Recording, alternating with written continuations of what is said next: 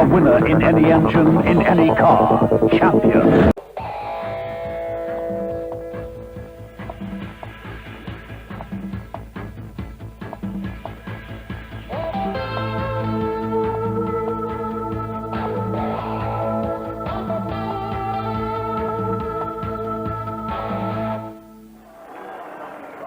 Nigel Mansell wins his third consecutive race in the German Grand Prix at Hockenheim.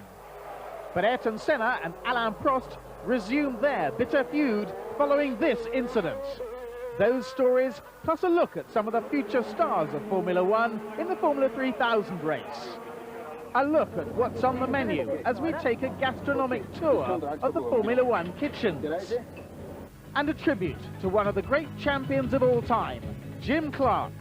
That's all coming up on the official story of the FIA Formula One World Championship Inside Track.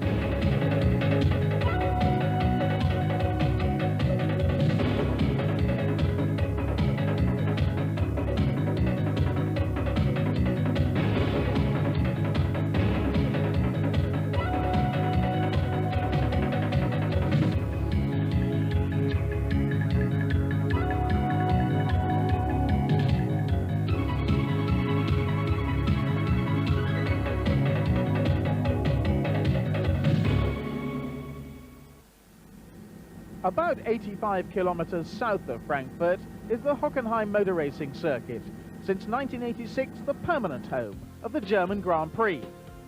It's easily accessible by major motorways from all directions and is in the heart of one of the most beautiful parts of Germany.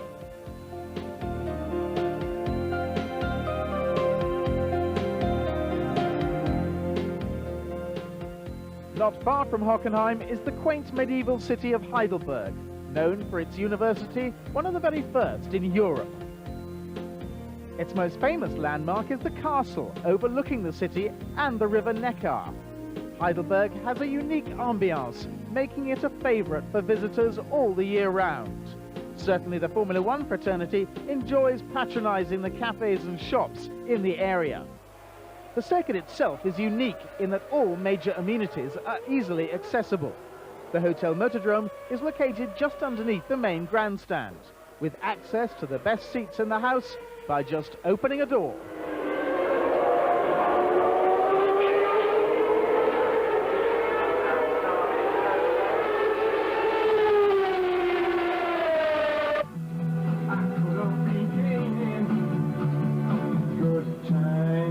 Good times, das ist Mr. Eric Burden. Das sind Oldies auf der Welle von 106,1 auf der Welle von Radio Hockenheimring. There's also a radio station to keep spectators entertained and informed. A crowd of close to 200,000 was expected over the weekend. And like all Grand Prix, the event attracted some very famous personalities. Well, I have to say, because of my schedule, it's very tough sometimes to continue to watch it, but I've been in Hockenheim a few times, and I've been trying to pick up some on TV or follow it in the newspapers, and for the past few years, Ayrton Senna has been my favorite. Certainly, for Ayrton Senna, the German Grand Prix here at Hockenheim would be another vital race in his quest to stay ahead of Nigel Mansell. The Englishman had won the two previous Grand Prix in France and England, narrowing the margin in the world drivers' standings heading into this race. Senna's lead was now just 18 points, and with 10 for a win, Mansell was within striking distance. Certainly, Silverstone had been a personal triumph for Mansell, but also for Frank Williams, for the Williams team were now very close to McLaren Honda. Senna and McLaren were no longer the dominant force that they once were. I have to be honest, we haven't had much progress since Imola, both on the engine and on the car, despite some efforts which have been made. But of course, other people also improve, and the progress in the end made by everybody have been matched by each other, and the gap that was there right from the beginning has maintained itself and maybe even extend a little more. So, while Hockenheim would be the venue for Senna and McLaren to try and hold off Mansell and Williams, for many, the circuit will always be remembered as the track where the legendary Jim Clark was killed. The spot where he crashed is marked with a memorial. Jim Clark was above all a gifted driver. Whether he drove at Le Mans, the Indianapolis 500 or in Formula One, Jim Clark excelled in every car with his smoothness, delicacy and precision. Before his untimely death on April 7, 1968 in a Formula 2 race, Clark had raced in 72 Grand Prix, starting on pole position 33 times and winning 25 races. He not only dominated Formula One, but was perhaps the best driver of his era. In 1965, for instance, there were 10 races in the World Championship, with a driver's 6 best results to count. At the Nürburgring in Germany, Clark won his 6th race, sealing the title by early August. In fact, the German Grand Prix was the 7th of the series, but Clark had missed Monte Carlo. He'd been away, winning the Indianapolis 500 that weekend. For me, Jim Clark was the best racing driver I ever drove with or against. He was smooth, he was gentlemanly, he was fast more than anything else. He was just the ultimate driver's driver. Because I saw how accurate he drove, how accurately he handled a car, the precision of his driving, the smoothness of his driving, I had to follow him a lot. We raced together a lot in the Tasman Championship, we raced Cortinas together, we raced Lotus Elans together, as well as Formula 1 and Formula 2 together. And I think he was, for me, the master of going faster. Jim Clark was the most indecisive person I think I've ever met outside of a racing car. In a racing car, all the decisions were made almost by computer, you felt. Outside of a racing car, he couldn't make up his mind which restaurant to go to, which movie to go to, which anything to go to. I never forget us missing movies, missing restaurants, because by the time we had chosen the one that Jimmy felt we should go to, it was closed, because we were going from one to another. What do you think, is this one better? I think the epitome of the Jim Clark saga on decision making is the one that I speak of when we were in Sebring for a 12-hour race together, and we drove from our hotel to the Sebring racetrack, and of course it's a very flat area of Florida. We had to cross a railway line without any gates, so we stopped. Jimmy was driving, and he looks left, he looks right, and then he looks left again, and there is nothing for 10 miles in either direction. And he turns around to me and he says, "What do you think?" Because he didn't want to make the decision on his own to go across a level crossing with 10 miles in either side in each direction with nothing there. It was a little bit tongue-in-cheek, but it's kind of Jim Clark.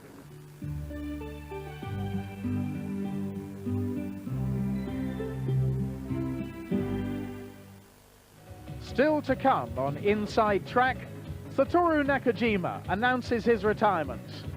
The drivers weigh in. And a look back at great German Grand Prix of the past, including Patrick Tambay's win for Ferrari in 1982. It's all coming up next here on Screen Sport.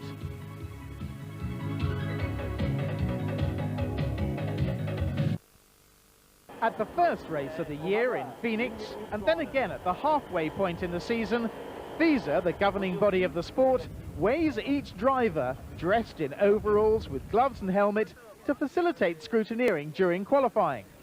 Roberto Moreno was still the lightest in spite of putting on a kilo to weigh in at 59. Nigel Mansell was once again the heaviest, but had remained stable at an even 80 kilos as before. Jean Alesi used the occasion to show off his t-shirt. But for Tyrrell driver Satoru Nakajima, this would be the last time that he would go through this particular exercise. Earlier that afternoon, Ken Tyrrell had called a press conference to confirm that Japan's first permanent Grand Prix driver would be retiring at the end of the season. After winning 5 national Formula 2 championships in his native Japan, Nakajima started his Formula 1 career in the Lotus Honda Turbo in 1987. He scored 7 points that year, finishing 11th in the championship. In 3 years with Lotus, Nakajima made a name for himself and became a national hero in Japan. He joined Tyrrell last year and was one reason why the team was able to secure use of the Honda V10 engine this year. But at 38 years old, Nakajima has decided he's had enough and will end his career in the Australian Grand Prix in Adelaide.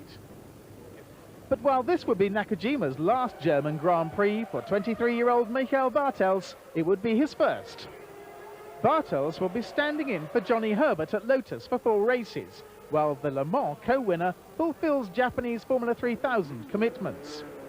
It represents a unique opportunity for a debut in Formula 1 in Bartels' native country.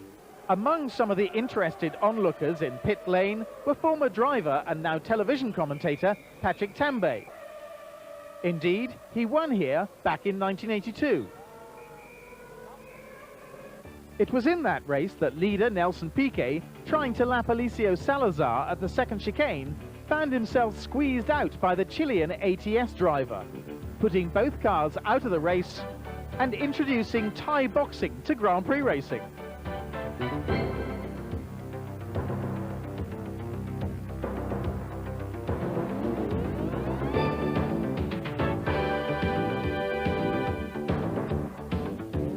Patrick Tambay wound up crossing the finishing line for a first-time Grand Prix win.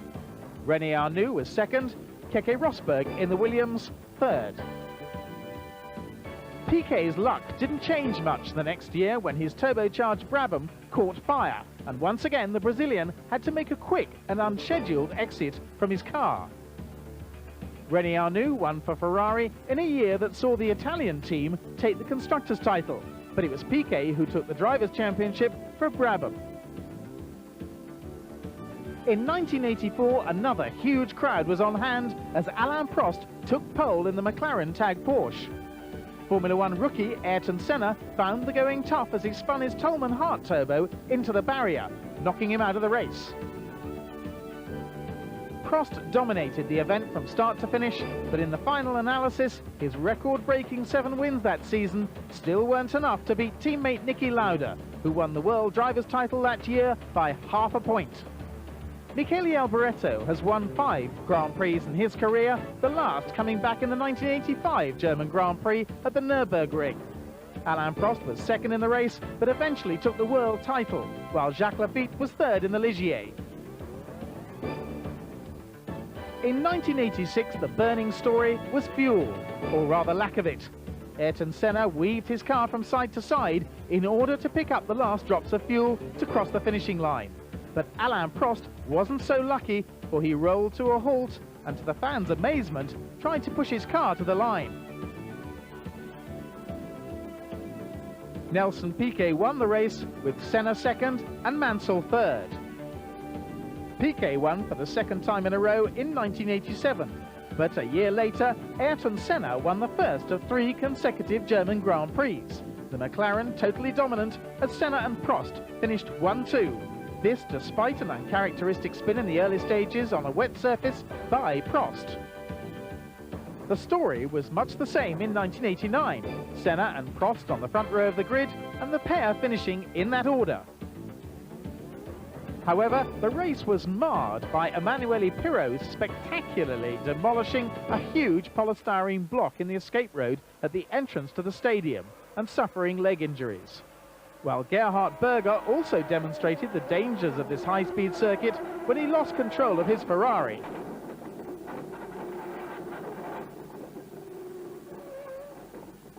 In 1990, Senna and McLaren made it 3 German Grand Prix in a row, with another dominating performance. Senna first, Berger third.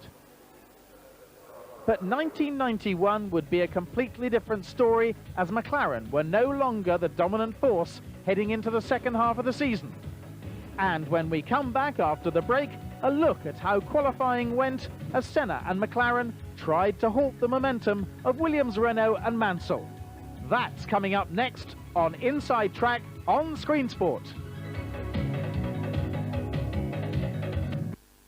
Hungry stroll around a Formula 1 paddock and your taste buds will tell you that the quality of cuisine in the motorhomes is as good, if not better, than most restaurants.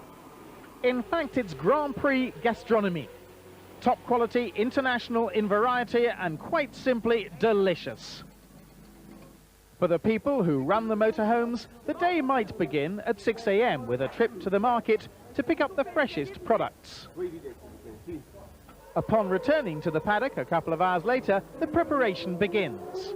Mechanics won't have a chance to eat until the qualifying session is over, so sandwiches are prepared to tie them over.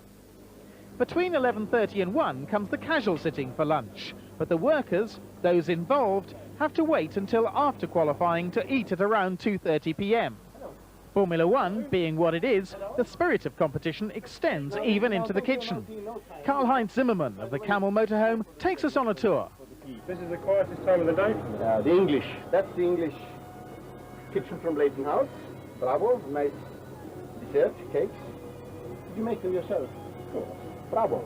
Very good. Very good. Let's have a look outside, yes, what they have. Absolutely.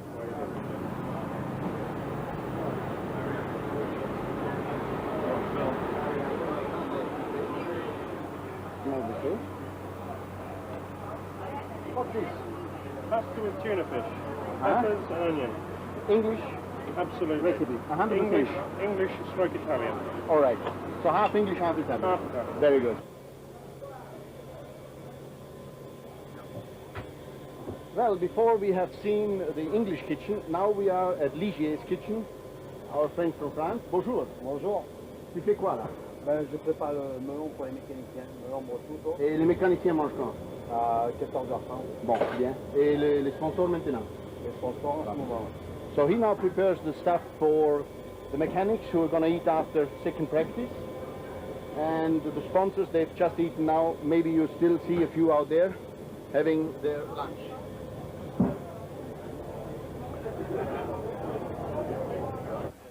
But the real gourmet must wait until the evening. Zimmermann from Austria is renowned for the quality and style of presentation, and tonight he prepares a dinner for sponsors. They start with smoked salmon and caviar, followed by marinated venison that is lightly grilled and served with a tempting sauce. The food is superb, and so is the wine, all part of a typical day in the paddock. Wine from Italy? Yeah? Or maybe... Yes, I know. Excellent. Caroline, so you should serve this to our guests. It's very good. Right? You're going to serve it after dinner? Fantastic. In the motorhome. With this start to the second half of the season, the pre-qualifying cast had changed somewhat. Dallara, Lamborghini and Jordan had been moved up and been replaced by Brabham, Footwork and AGS, joining Fondmetal and Coloni in the Wide Awake Club. Martin Brundle ensured Brabham Yamaha of at least one runner. But how did pre-qualifying affect the team's plans? Well, we have to get up earlier on a Friday morning, of course. Pre-qualifying is a bit of a lottery. Here at Hockenheim it went very easily for us, and I was easily the fastest. And in fact, because we had no major problems, it gave us more track time, so it worked out quite well for us. Gabriele Tarquini was a fine second quickest in the AGS, although he nearly joined teammate Barbazza as a non-pre-qualifier. I had a problem with water temperature, and I waited the last 5 minutes for the qualified tires, and I try a good lap, no traffic, and the car have a good balance and also quick balance. And I am very happy to pass the pre-qualify on the first time with AGS in pre-qualifier.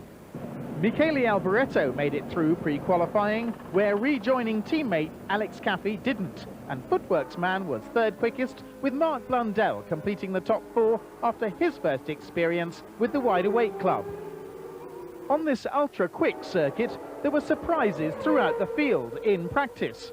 Berger had won when Morbidelli spun, and the McLaren driver was forced, as it were, to spin in sympathy. Jean Alesi found that traffic is still a problem, even though this is the second longest Grand Prix circuit at 6.9 kilometers. It's a matter of weaving your way through, as Michele Alboreto found. There are other hazards, however, as Riccardo Patrese discovered in qualifying, when a loose wheel from Mika Häkkinen's crashed Lotus caused him to abort a lap in Friday's qualifying session. But at least Riccardo was ahead of Alain Prost in the Ferrari, 6th quickest and not entirely happy now with the car's V12 engine, which he found lacked torque, a complaint echoed by teammate Jean Alesi, who was fractionally quicker than his older compatriot, both hoping that new mapping would improve matters. Surprisingly, Ayrton Senna was only fourth in this qualifying session, the Brazilian suffering only a mildly stiff neck after his huge accident in testing here, and losing one set of tyres when a shower of rain dampened the track late in the session. Patrese ended up third quickest, held up by the errant tyre on one run and slowed by the drizzle on the second, but naturally hopeful that there was more to come the next day when he might wreak revenge on his teammate. Gerhard Berger was an encouraging second quickest and very happy with his car, although he confessed that while his McLaren Honda was a match for the Williams Renaults in the stadium section, the French engine had the edge on the straights. And it was Mansell who was quickest in both sessions on Friday, ending up on provisional pole in the Williams Renault in spite of a couple of small mistakes. Given these mistakes, Mansell was happy, particularly as no one was able to improve in the dying minutes of the session when the umbrellas came out because of a light drizzle.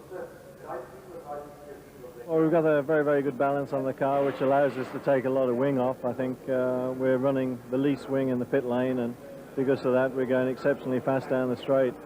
A little bit difficult in the medium speed corners and the infield, but you know, I'm very, very happy with that.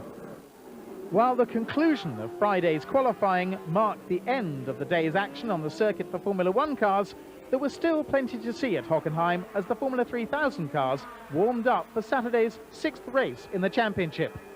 There are basically only three makes of car in the series: Lola, Reynard and Raut. The technical differences between cars are marginal, so it's talent and driving skill that separates teams and drivers. Which is why Formula 3000 has always been considered the breeding ground for Formula One stars of the future. Christian Fittipaldi, son of ex-Formula One driver Wilson and nephew of the former world champion Emerson, currently leads the Formula 3000 series and was rumoured to be negotiating to make his Formula One debut at Spa later this year. Damon Hill, son of the legendary Graham Hill, is already on a testing contract with Williams and seems destined for Formula One. I'd ideally like to be in Formula One next year because I feel like I've had two full seasons in 3000. This season's not gone that well, and I feel like I need a fresh challenge. If necessary, I'll do another year in 3000, and hopefully things will be better and I'll win races and go to Formula One then, but however long it takes, but I'd like to be in next year. Glamour and brains and skill are provided by Giovanna Amati, driving for the GJ Motorsport team. It's a macho environment, this one. Then it's difficult to accept a woman to get in, you know.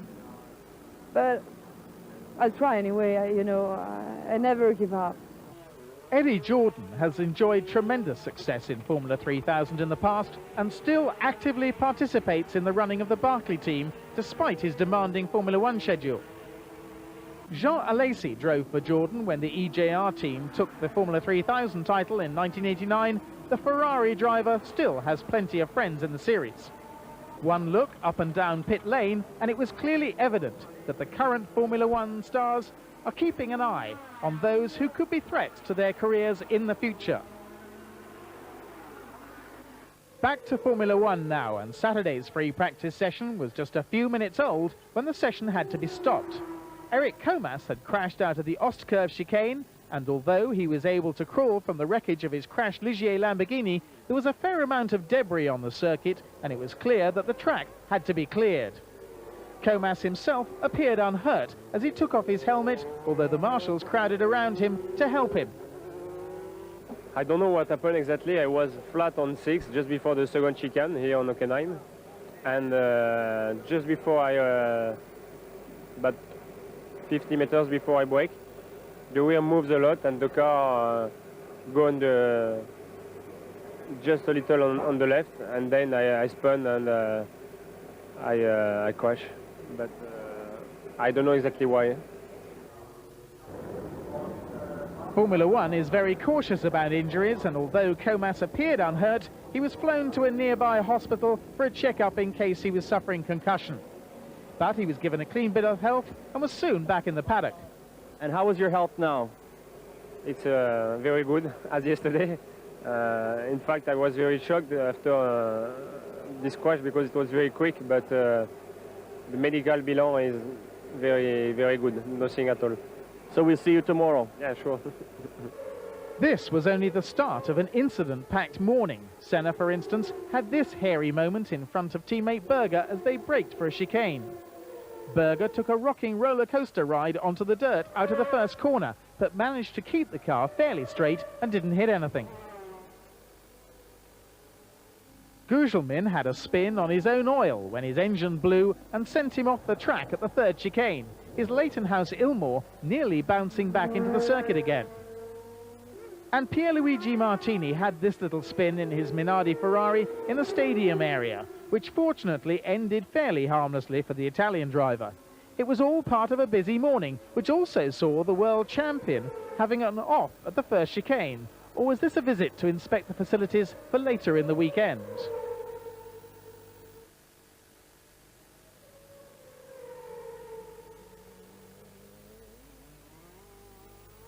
But the real action was to get underway in the afternoon for final qualifying. On the face of it, the Williams drivers had every reason to be confident. Mansell had been fastest in every session since the French Grand Prix, but Patrese wasn't so happy. The Williams mechanics were still sorting out a gearbox problem and changing his Renault engine after problems in the morning. Once out on the track, Patrese set a time just 4/10 slower than his pole-winning teammate, and it might have been quicker but for finding himself a gear higher in a chicane, which resulted in a hairy moment. I had to change the gearbox, and the gearbox had a problem this morning. They changed the gearbox this afternoon, had a gain of malfunctions in the gearbox. Unfortunately, he didn't like it to changing down from fifth to fourth, so it was sometimes stuck in fifth instead to go to fourth. And tomorrow it's a question of all about reliability, isn't it? We will see. I think we are okay for the race. Gerhard Berger slipped from second to third, his best time slightly slowed when his McLaren Honda went a little wide at the end of the lap as his tyres were virtually finished on this long circuit. Teammate Ayrton Senna, on pole for the last 3 years at Hockenheim, adopted a low downforce setup for maximum speed on the straights. But as a result, he found the McLaren difficult to control and this year had to be content with second quickest time. Ron Dennis's team sandwiched between the Williamses. For just 2/10 quicker than Senna was Nigel Mansell in the Williams. They seem to be the right settings, the right compromise for corner speed and straight line speed, and we improved a lot from yesterday, and it's good to have improvement from the first day to the second day. Mansell was fastest anyway when he went out at the end of the session and came upon the unfortunate Comas, who had spent most of the morning in the hospital and was now desperately trying to get into the race. He was trying to get through the chicane as quickly as he could, but got short shrift from Mansell, who, after having a few words with Comas in the pits, had more with the stewards after his impetuosity. Senna then on the front row and not happy about it, but as his frustration mounts, there is light at the end of the tunnel for the Brazilian. We are waiting for new things soon, and we have to give time, but I think for the difference we are looking for to catch the Williams, we need a lot more than we are going to have soon, and we need it fast, of course, because the championship is still open for me, and with the performance that the Williams Renault have got right now, we just cannot compete with them, and if we want to compete in the championship, we need those improvements very soon. Later that afternoon came the Formula 3000 race. Andrea Montermini was on pole and leading the race when he had to retire with engine problems. Emanuele Naspetti of 40 Course International eventually won for the second time in succession, moving him up to third place in the overall standings. Well, every race is important to win. Obviously in this circuit today it was a little bit more important than another, but honestly I didn't think about this when I drove the car. I just talk about drive well and go to finish the race the best is possible. Finishing second was Vincenzo Sospiri from the Barclay team, followed by Austria's Karl Wendlinger. After the day's racing was over, Hockenheim's nightlife began. Braun of Germany held a party that was so exclusive that even Gerhard Berger had trouble getting in. We can report that the McLaren driver was eventually able to gain access and share the evening with compatriot and former ski champion Harti Weirata. But as the sun set, not everyone was socializing. As darkness fell in the garages along pit lane, the mechanics were, as usual, working late into the night, preparing the cars for the next day's Grand Prix.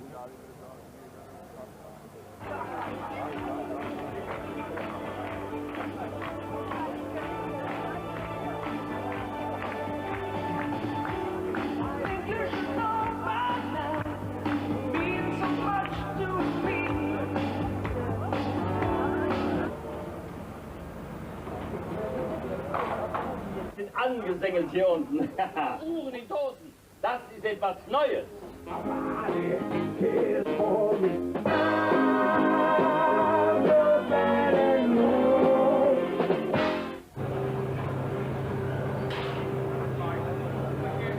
Vier, drei, zwei, eins, Schau! Formel 1, PIA.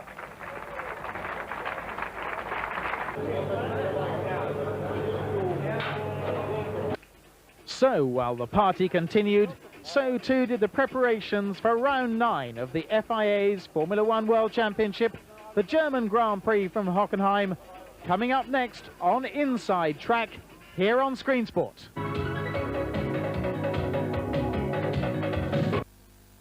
And the warm-up begins. The teams need this vital hour for final race tuning and checking. The stadium sections are already almost full, despite the race being some 4.5 hours away. Outside, thousands more are heading for their seats.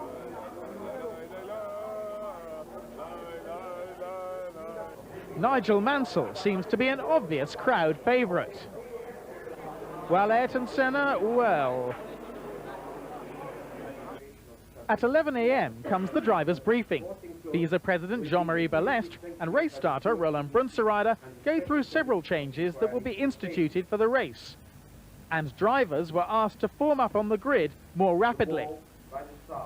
Then came a discussion on the tire barriers at the chicanes. In order to try to find a solution to improve a runoff, possible runoff area in case of a crash failure or a driver mistake. And as a result of it, the tire barrier was changed to an angle one, right? I think, in my opinion, that's not good enough. And in order for us to have a proper runoff area, we shouldn't have those tires there. Because when we have a failure in the car, a tire blow up, or if we make a mistake and we go, or if we hit two cars, we hit the barrier, and it's like a wall because it's much too steep. You can't get that. Let me just finish. And if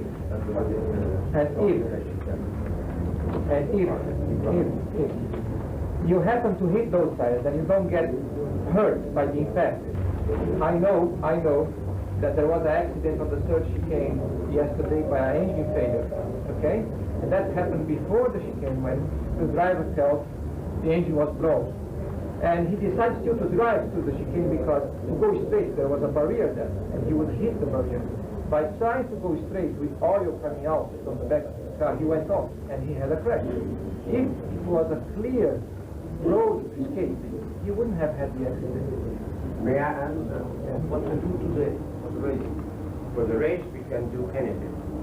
We can change anything. I think what we can do, we can all see here, I think it's better to not have those tires there because if you have an accident, Jean-Marie, if you have a crash or a car failure, when you hit those tires, first of all, they throw you up in the air and you end up rolling. And let me just finish. And if you don't roll up in the air, depend on the speed. They are like a wall, and you have no ability to stay. To rejoin the circuit, I have to drive off the circuit, over the grass, over stone, which can give you a puncture, and you have an accident later. But we know, the president asked you, what is your solution? I think we should take those tires away.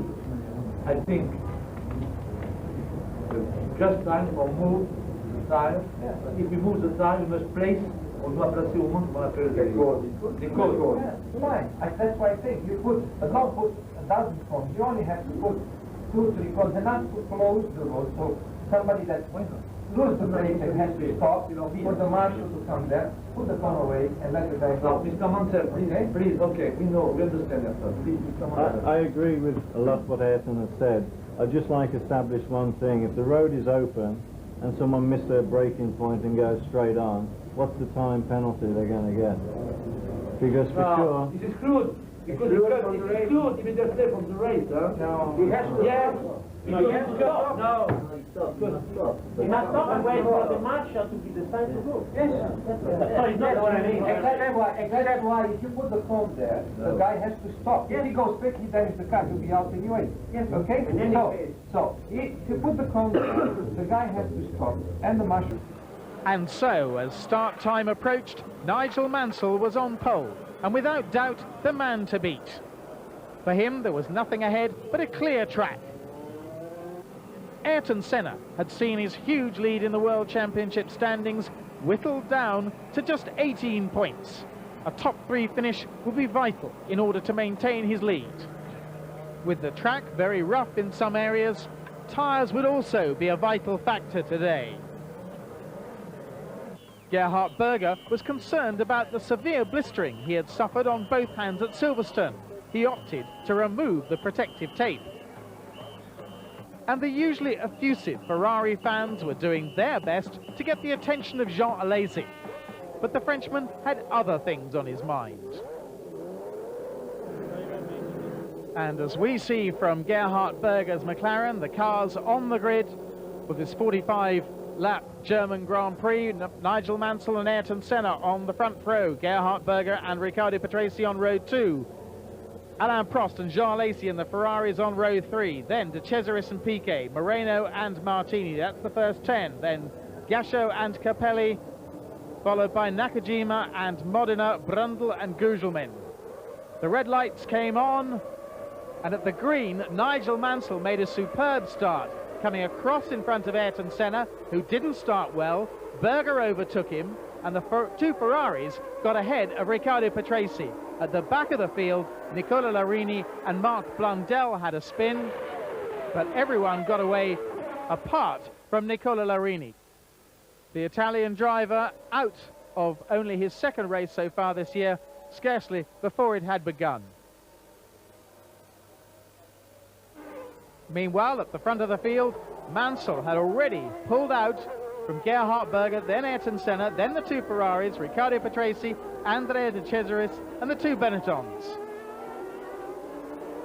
Mansell easing away from Berger and Senna, then Prost and Alesi, then Riccardo Patrese, De Cesaris, and then Piquet ahead of Moreno.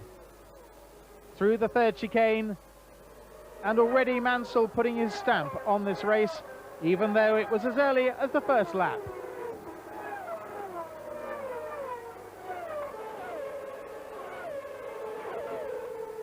Further back, Jean Alesi was trying to keep Riccardo Patrese at bay. And Gerhard Berger was even pulling away from teammate Ayrton Senna. Patrese past Jean Alesi, and now comprising a Ferrari sandwich.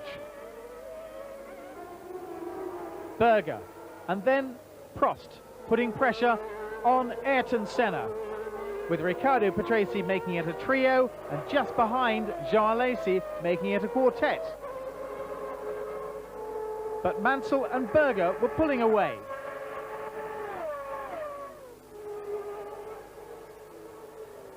Senna fighting for 3rd place, with his arch-rival Prost behind him, while Eric Bernard retired out on the track. Pierluigi Martini had a second spin, this time because of a blown engine. And while Martini prepared to get out of his car, Mansell and Berger were pulling away from the third-place battle. Senna, Prost, Patrese and Alesi still battling over third place. First of those to stop for new tyres and having a hairy moment as he came in was Gerhard Berger.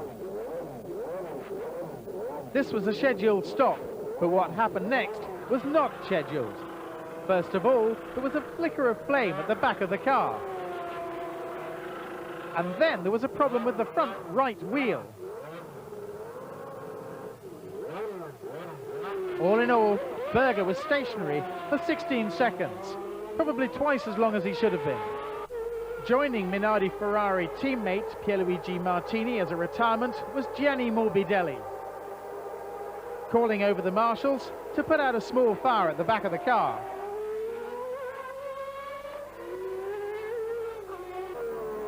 Ayrton Senna came in for his tyre stop. At the same time, so did Alain Prost.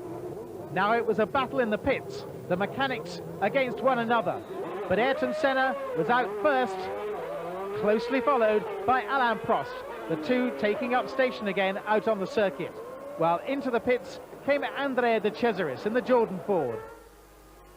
Senna and Prost reforming their battle. Then into the pits came leader Nigel Mansell. It was a good stop.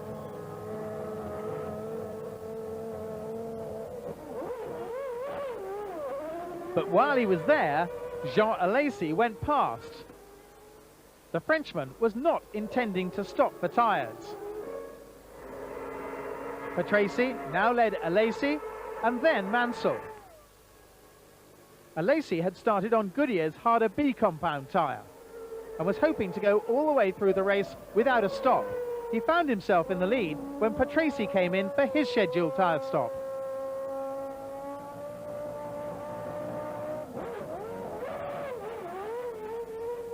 And that dropped Patrese back into his position just behind Senna and Prost.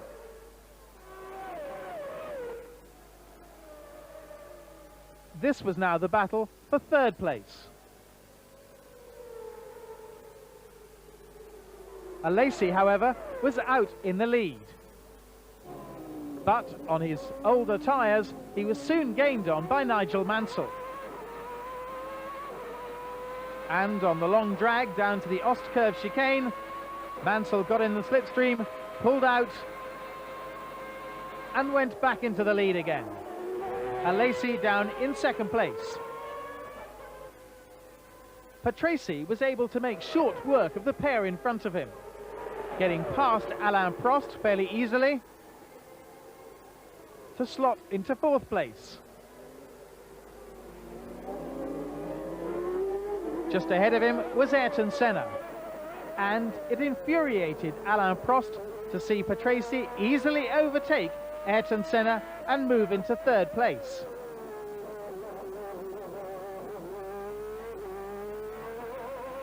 As Mansell continued on his winning way, Nelson Piquet retired at the side of the circuit.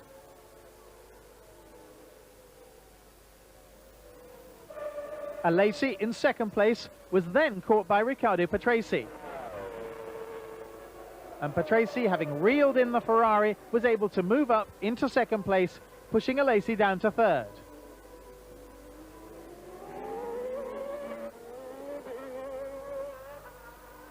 Prost had to make a three-point turn and out of the race.